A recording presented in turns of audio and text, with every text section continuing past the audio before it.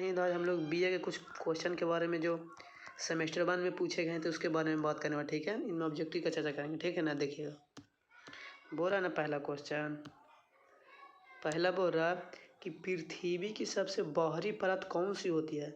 मतलब जो पृथ्वी की सबसे बाहरी परत होती है, देखिएगा यह है पृथ्वी, इसका मतलब देखिए सबसे बाहरी परत ये हो गया एक, और एक सबसे बाहरी परत क्या चीज़ बोलते हैं, सबसे बाहरी परत को क्रास्ट बोलते हैं, समझ नहीं, क्रास्ट। इसको क्या चीज़ बोलते हैं, इसको बोलते हैं क्रास्ट। और ये होता है ना जिसी को मेंटल बोलते हैं, मेंटल, समझे ना। और इसको कोर बोलते हैं। तो इसीलिए हमसे पूछ रहा है कि जो सबसे ऊपर वाला होता है ना पृथ्वी की सबसे बाहरी परत, जिसे हम लोग कुछ कहते हैं क्रास्ट कहते हैं, कुछ होते हैं क्रास्ट, ठीक है। तो ऑप्शन नंबर कौन सा हो जाएगा, सी बिल्कुल सही आंसर हो जाएगा, ठीक है ना, क्रास्ट।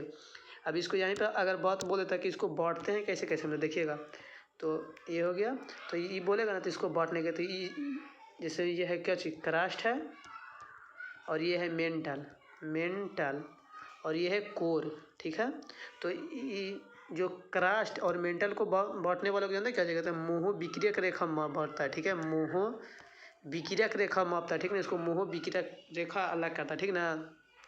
और ये मेंटल और कोर के बोल देगा ना तो इसको गुटेनबर्ग, कौन सा, गुटेनबर्ग अलग करता है, ठीक ना, ठीक है। कौन सा, गुटेनबर्ग इसको अलग करता है, ठीक ना। अब देखिएगा अगला, देखिएगा अगला बोला ना कि बिग बैंग सिद्धांत की किसकी व्याख्या करता है। मतलब बिग बैंग सिद्धांत है ना जो किसके द्वारा कहते हैं, ब्रह्मांड की उत्पत्ति की व्याख्या करता है, ठीक ना, ब्रह्मांड की उत्पत्ति। ऑप्शन नंबर सी आपका बिल्कुल सही आंसर होगा, ठीक है। अगला देखिए, अगला बोला ना कि पृथ्वी की कौन सी परत विवर्तनीय प्लेट में विभाजित होती है। मतलब विवर्तनीय प्लेट में क्या, कौन सी परत विभाजित होता है, वो स्थल मंडल होता है, ठीक ना। सबसे ऊपर होता है ना उसी को स्थल मंडल दिया, उसी दिया बोला, ठीक ना, कि प्लेटों में विभाजन होती है, विवर्तनीय प्लेटों में विभाजन होती है क्या चीज़, स्थल मंडल। ऑप्शन नंबर सी हो जाएगा, ठीक है।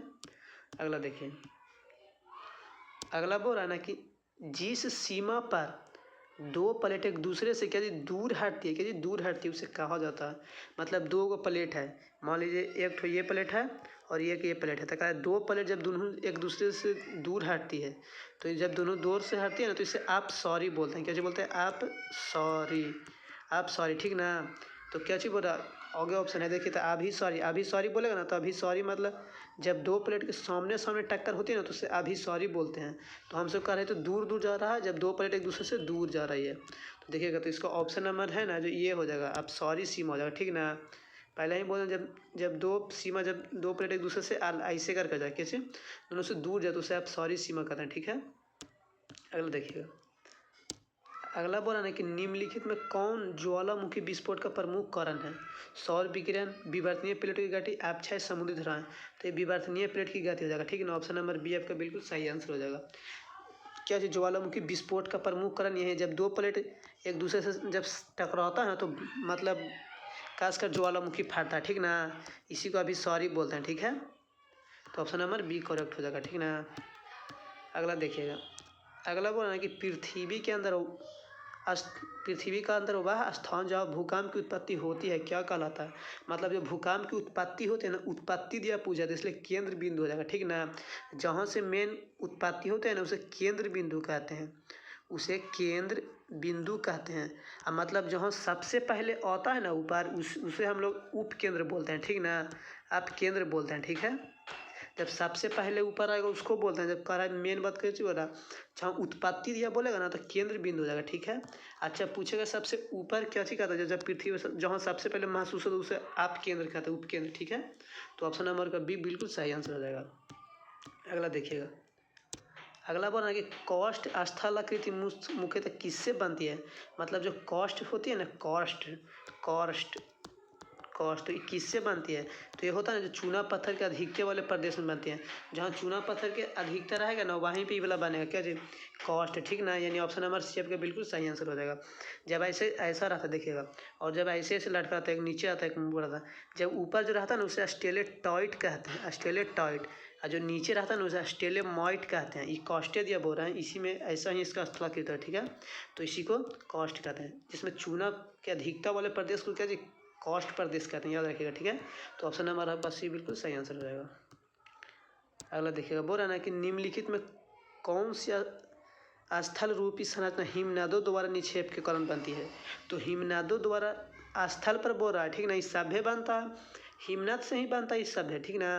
लेकिन हमसे स्थल पूछा, क्या चीज़ पूछा हमसे, स्थल दिया को बहुत बोला था, स्थल में हो जाएगा मोरेन, ठीक ना।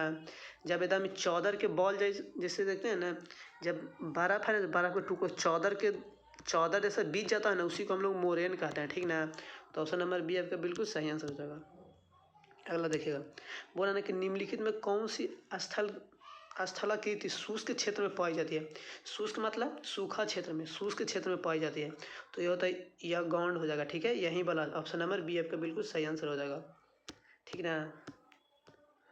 अगला देखिएगा, अगला बोल रहा है ना कि मशरूम चट्टान किसके कारण बनती है। तो मशरूम रॉक होता है ना, जो पवन के द्वारा बनती है, ठीक है। तो पवन अपर्दन द्वारा हो जाएगा, ठीक ना, ऑप्शन नंबर सी हो जाएगा। मशरूम चट्टान किसके कारण, पवन द्वारा, ठीक है, ऑप्शन नंबर सी बिल्कुल सही हो जाएगा, ठीक है।